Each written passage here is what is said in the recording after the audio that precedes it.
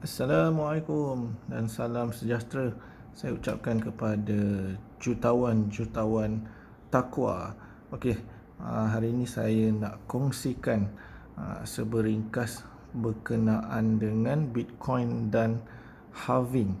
Okey, yang tadi ada yang bertanya soalan tentang apakah itu halving, siapa yang kawal harga Bitcoin. Okey, so kalau kita tengok dekat Wikipedia, kita type je Bitcoin kat sini. So Bitcoin is a cryptocurrency ataupun digital currency yang menggunakan decentralized system. So decentralized tu apa? Decentralized bermaksud Bitcoin ni tidak dikawal oleh sesiapa, tidak dikawal oleh mana-mana bank ataupun mana-mana negara di dunia.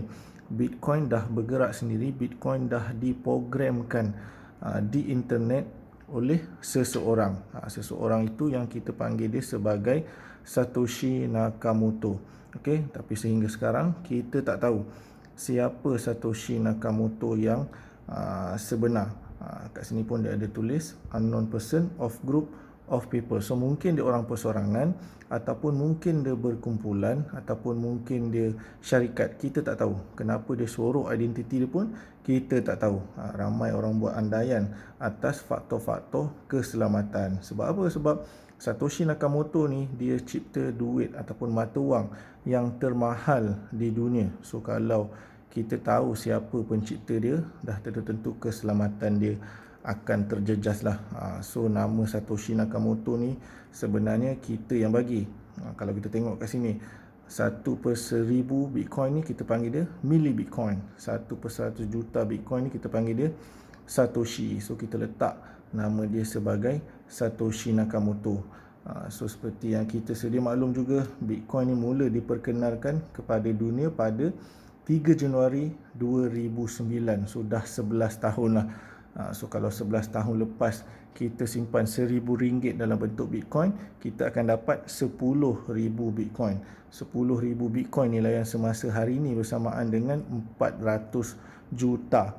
Okey, so memang tak ada mana-mana tempat simpanan ataupun pelaburan di dunia yang boleh menggandakan duit kita daripada RM1,000 menjadi 400 juta dalam masa 11 tahun. So inilah dia Bitcoin, inilah dia potensi Bitcoin yang saya nak kongsikan kepada anda semua.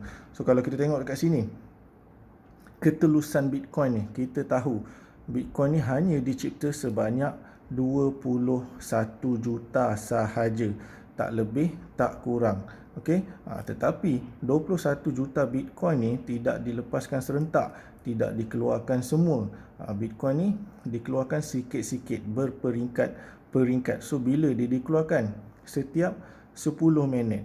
Okey, so berapa jumlah dikeluarkan setiap 10 minit? So fasa ketiga ni ada 6.25 Bitcoin dikeluarkan setiap 10 minit. So sehari ada 900 Bitcoin baru dikeluarkan di internet untuk direbut oleh pelombong-pelombong dunia.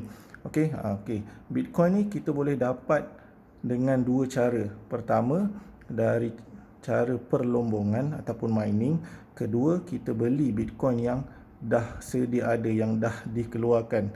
Okey, sama juga macam emas. Emas pun kita boleh dapat dengan dua cara. Pertama, kita boleh melombong emas. Kedua, kita boleh beli emas yang dah sedia ada. Kita pergi kedai emas, kita beli emas, kita bawa balik, kita simpan. Okey, so sama konsep dia dengan Bitcoin. Boleh didapati dengan cara perlombongan ataupun kita beli sahaja Bitcoin yang sedia ada. Tetapi dunia perlombongan emas dan Bitcoin ni kita takkan mampu nak buat sebab dimonopoli oleh billionaire dunia. So 900 Bitcoin yang dikeluarkan setiap hari ini yang akan direbut oleh pelombong dunia. Okey, fasa ketiga ni kita ada 900 Bitcoin sahaja dikeluarkan. So ini yang saya nak kongsikan kepada anda semua. Okey, alright, boleh tengok dekat sini. Okey, seperti kita sedia maklum, hanya 21 1 juta Bitcoin yang dicipta oleh Satoshi Nakamoto ni tadi. Kat sini ada tulis berapa ni? 18.3 juta. 18.3 juta Bitcoin ni dah ada owner. Maksudnya dah ada pemilik, dah ada penyimpan. So siapa pemilik 18.3 juta ni? So tuan-tuan lah, termasuk saya, termasuk billionaire dunia. Okey, so baki dia berapa? Baki dia dalam, katakanlah 2.8 juta. Okey, ni baki, saya buat anggaran saja. Okey, yang ni belum dikeluarkan dan sedang direbut. Siapa merebut? Miner dunia ataupun pelombong dunia. Okey, setiap 4 tahun akan berlaku supply halving. Yang ni dah diprogramkan siap-siap, tak ada siapa pun boleh tukar. Setiap 4 tahun berlaku supply halving. So apakah itu supply halving? Supply halving ni bermaksud pengurangan separuh daripada pengeluaran Bitcoin. So Bitcoin mula diperkenalkan pada tahun 2009. So 4 tahun pertama, 2009 sehingga 2012. So apa berlaku masa ni? Masa ni setiap 10 minit ada 50 Bitcoin dikeluarkan di internet. Bermaksud satu hari ada 7,200 Bitcoin dikeluarkan di internet untuk direbut oleh pelombong-pelombong dunia. So masa ni harga dia berapa?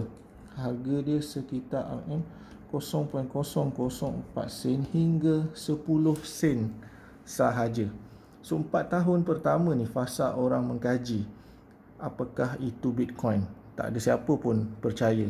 So sebenarnya kalau kita baru nak buat kajian hari ni, tak sesuai.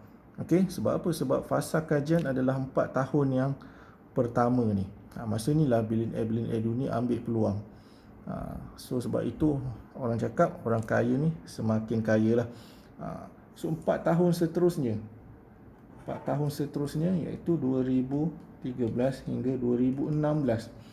Apa berlaku masa ni? Berlaku halving yang pertama, pengurangan Bitcoin yang pertama. Setiap 10 minit Bitcoin kurang separuh pengeluaran dia. Daripada 50 Bitcoin jadi 25 Bitcoin. So bermaksud sehari pun kurang separuh pengeluaran dia, jadi 3,600 Bitcoin sehari. So berapa harga dia masa ni? Sekitar RM1,500. Berapa ribu persen kenaikan dia dalam masa 4 tahun. Kenapa boleh jadi macam ni? Siapa yang kawal harga Bitcoin? Okey, so harga Bitcoin ni tiada siapa-siapa yang kawal. Dia hanya ditentukan berdasarkan halving ni tadi. So 4 tahun pertama ni barang banyak. Okey, kalau kita tengok barang banyak, permintaan tak ada. Okey, 4 tahun seterusnya permintaan dah ada, dah semakin tinggi. Okey, tiba-tiba barang kurang separuh. So daripada situ harga dia naik jadi macam tak masuk akal lah. So harga Bitcoin tidak ditentukan oleh sesiapa, hanya ditentukan berdasarkan supply, demand dan halving ni tadi. Ini rahsia besar Bitcoin yang ramai orang tak tahulah. So 4 tahun seterusnya 2017 hingga 2020. Okey, masa ni berlaku fasa yang kedua, halving yang kedua, yang mana Bitcoin kurang lagi separuh. Daripada 25 Bitcoin kurang menjadi 12.5 Bitcoin setiap 10 minit. Bermaksud sehari tinggal 1,800 Bitcoin. Okey, so harga semasa hari ni berapa? Lebih kurang RM40,000 dan pernah capai RM80,000 pada Disember 2017. Konsep dia masih sama. Permintaan dah semakin tinggi. Okey, tiba-tiba barang kurang lagi separuh. So daripada situ harga dia naik. Jadi tak masuk akal lah. So kita sekarang di fasa yang ketiga. Okey, 21 hingga 2024. Yang mana sekarang kita berada di fasa 6.25 Bitcoin setiap 10 minit. Tadi ada tuliskan dekat Wikipedia, bermaksud sehari akan ada 900 Bitcoin. Hari ini harga dia masih lagi sekitar RM40,000. So kita tak tahu berapa anggaran harga nanti untuk kita capai ni. So apa yang kita boleh buat, apa yang kita boleh rujuk? Pertama, kita rujuk pakar-pakar Bitcoin ataupun daripada billionaire dunia. Seperti siapa? So kita ambil contoh Tim Draper. Siapa Tim Draper ni? Venture capital, billionaire dunia, orang cerdik pandai. Kita boleh google je Tim Draper ni. So Tim Draper ni dah buat lebih kurang 10 prediction tentang harga Bitcoin. 8 daripada 10 tu tepat dan melebihi sasaran dia. Sebagai contoh, pada tahun 2015 dulu dia banyak keluarkan kenyataan bahawa harga satu Bitcoin boleh capai lebih kurang $10,000 ataupun RM40,000. Tapi kita abaikan. Tapi apa berlaku? 2017 harga Bitcoin naik $20,000 ataupun lebih kurang RM80,000. So sekali ganda lagi daripada prediction dia. So baru-baru ni dia buat sekali lagi prediction yang mengatakan harga satu Bitcoin boleh capai $250,000 ataupun RM 1 juta menjelang 2022. Okey, so tak lama dah. Kalau kita tengok prediction yang sangat-sangat ekstrim setakat ni, John McAfee. John McAfee ni billionaire dunia, pakar matematik, pakar komputer, pengasas antivirus McAfee. Kalau kita biasa tengok laptop ataupun komputer, biasa akan keluar pop-up McAfee antivirus. So dia lah pengasasnya.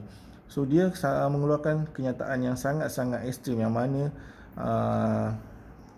dia cakap harga satu Bitcoin boleh cecah $1 juta ataupun RM4 juta bila menjelang 31 Disember 2020. Kita boleh google McAfee Bitcoin.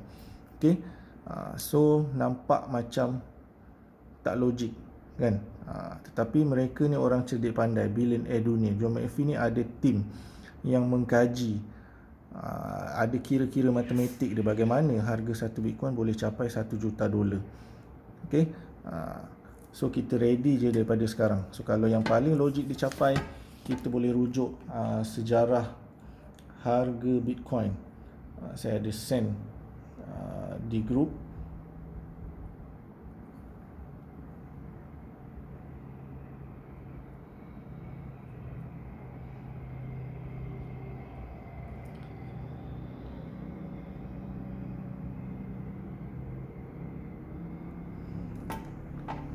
Okay, so kalau kita tengok ni sejarah harga Bitcoin, kita sekarang di fasa yang ketiga. Harga satu Bitcoin boleh cecah 1.6 juta RM, 1.6 juta menjelang 2021. So tak lama dah benda ni. Kita ready je daripada sekarang. Sekarang adalah fasa kita mengumpul seberapa banyak Bitcoin. Okay, so Bitcoin dicipta sebanyak 21 juta sahaja, tak lebih tak kurang. Okay, so kalau dalam dunia ringgit Malaysia kita hanya 5 sen je selepas titik perpuluhan yang laku sekarang ni. 2 sen, 1 sen dah tak boleh guna pakai dah. Tetapi dalam dunia Bitcoin, selepas titik perpuluhan ni, kita ada 8 lagi digit yang ada nilai. So 0.00001 ni lah yang akan tamat pengeluaran dia pada tahun 2140. Complete. 21 juta, ataupun baki ni akan tamat pengeluaran dia pada tahun 2140. So masih panjang lagi perjalanan dia. Walaupun baki dia kita tengok 2.8 juta, tapi dia tak terhenti sampai titik perpuluhan ni. Dia panjang lagi perjalanan dia lah. So kita ready je daripada sekarang. Segalanya tidak mustahil. So kalau betul-betul jadi seperti John McAfee cakap ni, by hujung tahun ni, insya-Allah macam-macam kita boleh buat. Yang paling logik dicapai adalah berdasarkan sejarah harga Bitcoin, yang mana satu Bitcoin boleh capai 1.6 juta pada 2021. So kalau harga Bitcoin naik 1.6 juta 2021, 2022 ni adalah fasa penurunan. So dia akan cecah semula 1 juta. So betul lagi lah prediction Tim Draper ni. So saya rasa sampai sini saja penerangan saya berkenaan dengan halving. Okey, saya harap sedikit sebanyak beri manfaat kepada kita semualah. So kita kumpul lah seberapa banyak Bitcoin. Untuk siapa? Untuk diri kita juga. Mana tahu boleh perbaiki ekonomi kita, ataupun boleh settlekan segala hutang yang kita ada. So kita ada peluang untuk bebas kewangan ataupun bebas masa bersama keluarga. Okey, sekian. Assalamualaikum warahmatullahi wabarakatuh. Salam sejahtera.